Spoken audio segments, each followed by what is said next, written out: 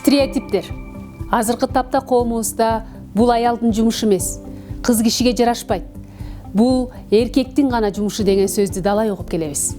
Ошону менен бирге мамлекетибизде гендердик теңдикти камсыз кылуу улуттук стратегиясы илгери эле кабыл алынган. Динара эжеке, значит. Бизде айылда аялдар иштебечи? Силерде биякта полный демократия турбайбы? Тендер неравенство. Так, атың ким эле сен? Асанов. Бутту колго алгың да. Пулят суда. Все. Динара эжеке. Тарыхыбызда аял киши өзүнө жарашпаган жумушту кээ бир мырзаларга караганда бир топ кыйын аткарган мисалдар аз эмес.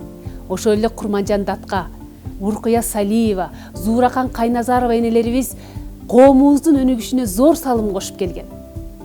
Бүгүн айымдарды органдарда же ошол эле саясатта көрсөк таң калбайбыз. А бирок мындан 10-15 жыл мурун мындай көрүнүштөр жок эс эле. Абал оңолуп келатат. Ошондой болсо дагы азыркы учурда өнүккөн мамлекеттерден гендердик суроо боюнча биз бир топ эле арттабыз. Бул ким? Депутат. Азыр негизи көпчүлүк аялдар кээ бир эркектерге караганда чечкиндирээк болуп калды.